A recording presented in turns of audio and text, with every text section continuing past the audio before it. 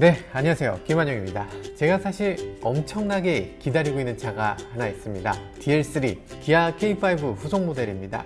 소문으로는 기아차 직원분들도 아주 자신 있는 차라고 해서 관심 있게 지켜보고 있거든요. 보통 자신 있는 게 아니에요. 여태 나온 어떤 차보다 획기적인 디자인이라고 하는데 대체 뭐가 그렇게 대단하다고 이렇게까지 난리인지 모르겠더라고요. 제가 관심 있는 이유는 또 있습니다. 지난 4월 달에 현대 신형 소나타를 사서 타고 있는데 이 차가 워낙 좋아요.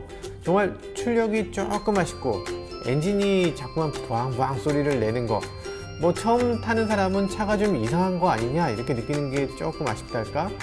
나머지는 정말 다 좋아요. 사실 이 소나타 디자인은 지금도 조금 적응이 안 되긴 해요. 전면을 보면 좀 임팩트 있고 좀 눈길 끌고 이런 거 좋아요. 램프가 아주 독특하게 생긴 거 이런 것도 아주 좋죠. 그런데 뒷모습은 조금 브레이크 램프가 너무 작고 가운데 쭉 뻗은 라인도 너무 단순해서 좀 제 취향하고 조금 거리가 있거든요. 그리고 이 차를 보다 보니까 전에는 한 번도 예쁘다고 생각하지 않았던 LF 소나타 뒷모습, 이것도 예쁘게 보이고 있어요. LF 소나타 지금도 팔고 있는데 이런 걸 노린 건가요? 그렇지만 정말 나머지는 정말 다 좋아요. 이 차의 첨단 기능을 말하자면 정말 한참인데요. 이를테면 디지털 키 스마트폰을 이용해서 차문을 연다거나 시동을 건다거나 이런 기능들. 그리고 블랙박스 기능이 내장되고 원격 시동 기능이 있고 원격 주차 보조 있고 도움되는 기능이 굉장히 많습니다. 이 모든 기능을 다 갖추고 거기다 디자인도 예쁘고 성능도 좀 향상된 차가 나오면 어떨까 싶었는데 이 K5 외관이 조금씩 공개되면서 제 마음을 싱숭생숭하게 만들고 있습니다. TF, 그러니까 K5 1세대는 2010년에 처음 나왔는데요. 이전 모델 로체가 너무너무 비인기 모델이었잖아요. 그러다가 이 K5가 나오면서 당시 젊은 층 인기를 완전히 싹쓸이했습니다. 당시 기아차 디자인 총괄이던 피터 슈라이어, K5로 인해서 완전히 재평가받게 됐죠.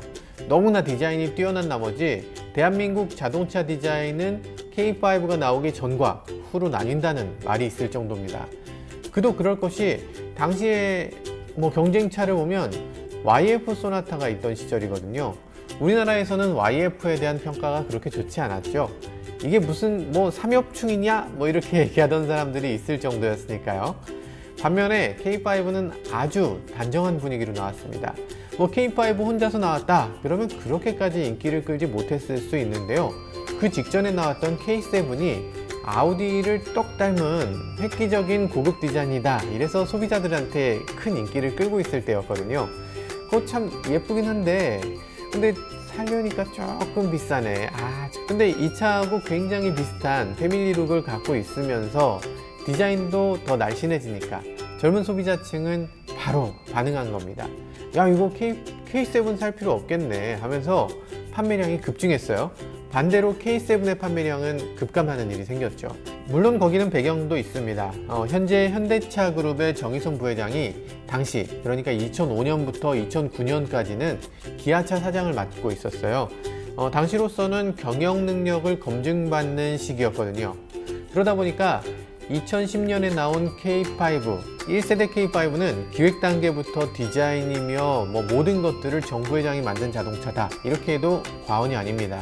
2008년에 정의선의 차라고 불리면서 등장한 차가 모하비였고요. 이후에 나온 K7, K5까지 정 부회장의 작품으로 보는 게 일반적입니다. 그 전까지 만성적자로 인해서 큰 어려움을 겪던 기아차가 정 부회장만 왔을 뿐인데 갑자기 K 시리즈가 성공하고 갑자기 디자인 기아가 성공하고 갑자기 피터 슈라이어 영입에 타이거 노즈 정착에 심지어는 야구도 잘했어요.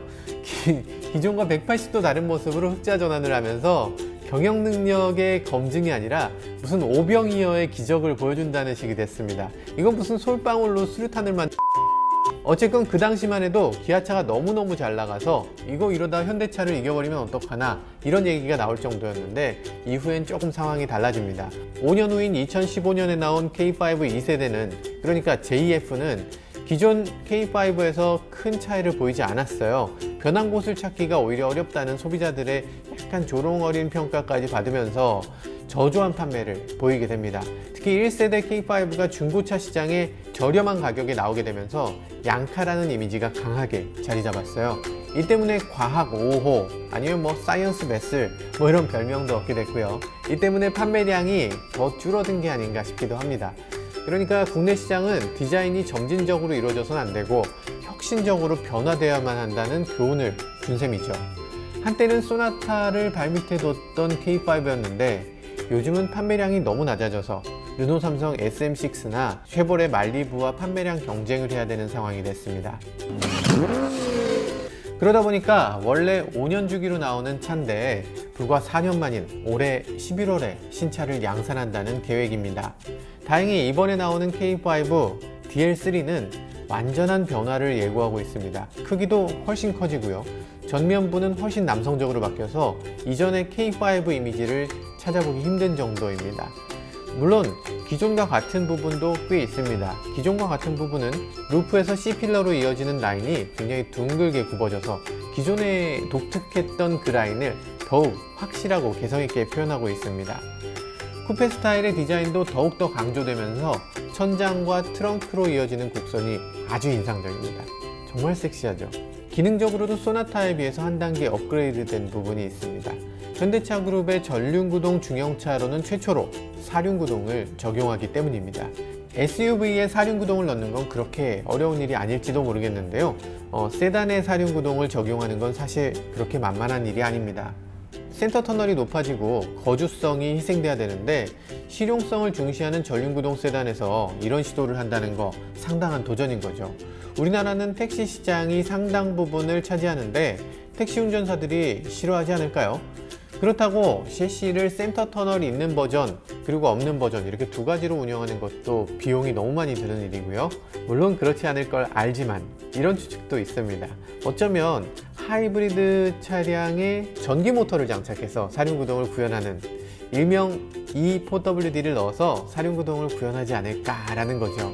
그렇다면 실내 거주 공간을 거의 해치지 않고 사륜구동을 만들 수도 있을 거라는 말이죠. E4WD는 예전부터 현대자동차와 현대위아가 내놓는다면서 영상도 만들어서 배포하고 그랬는데 아직도 나오지 않았거든요. 얼마 전부터는 기아차 니로의 껍데기를 씌워서 달리는 뮬이 목격됐던 걸 보면 출시를 앞두고 있는 건 정말 분명한데 어떤 차가 첫 차가 될지는 정말 모르겠어요. 다만 얼마 전에 알버트 비어만이 인터뷰를 하면서 K5 GT에 정말로 아주 흥미로운 파워트레인을 장착할 거다 이렇게 말했거든요. 대체 어떤 점에서 아주 흥미롭다는 얘기일까요? E4WD를 넣는다는 걸까요?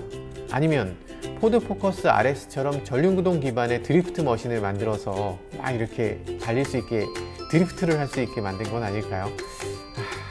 절대로 그럴 일은 없는데 개인적으로는 K5에 E4WD가 장착되면 좋겠네요. 그러면 내가 진짜 바로 산다. 가끔 보면 위장막을 씌워놔도 잘생겼다고 생각되는 차가 있어요. 이번 K5가 바로 그런 차인데요.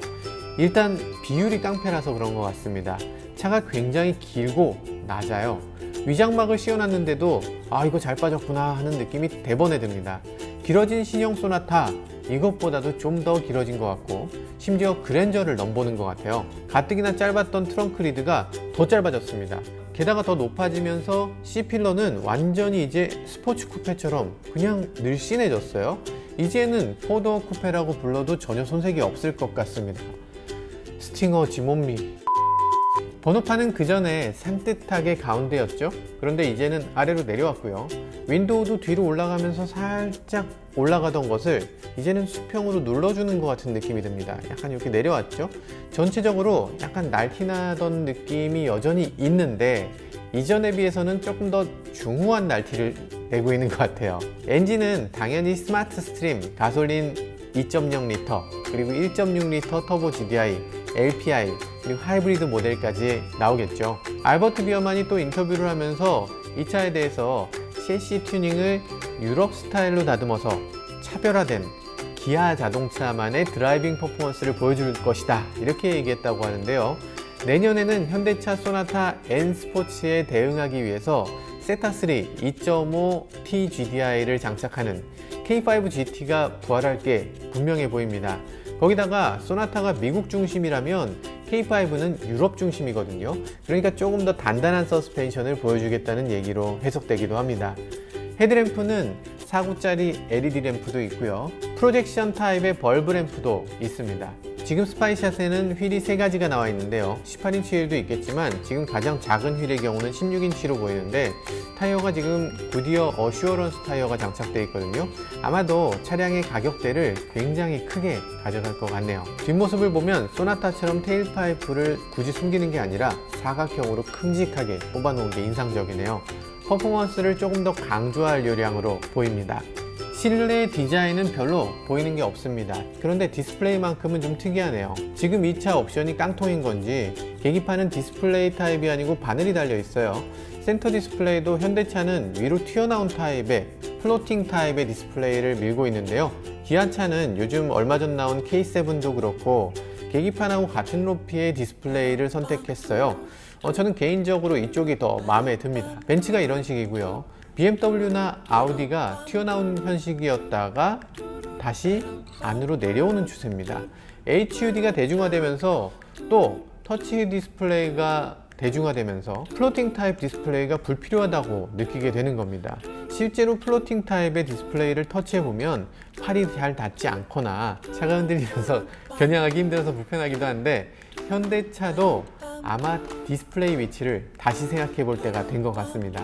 시트 디자인은 세미 버킷에 가까운 디자인으로 보이는데요. 여기 직물 시트인 걸 보면 국내에 판매될 모델은 아닌 것 같습니다. 우리나라는 아무리 저렴해도 직물보다는 인조가죽, 그러니까 비닐 시트를 더 선호하거든요. 네, 지금까지 신형 K5의 스파이샷을 통해서 몇 가지를 살펴봤는데요. 감질 나시죠? 저도 그렇습니다.